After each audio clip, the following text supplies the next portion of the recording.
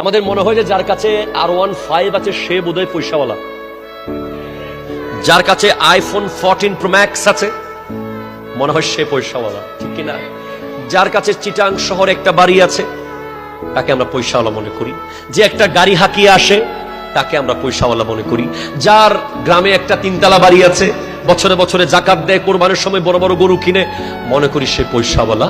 না না না না না, হযরতে মাওলা আলী কাররামাল্লাহু তাআলা ওয়াজহুল কারীম বলছেন সবচেয়ে উত্তম সম্পদ, সুবহানাল্লাহ, জোরে বলেন, জোরে বলেন, জোরে বলেন, সবচেয়ে উত্তম সম্পদ বাড়ি গাড়ি টাকা পয়সা স্বর্ণ অলংকার এগুলো নয়, সবচেয়ে উত্তম সম্পদ হলো অল্পতেই খুশি হওয়া।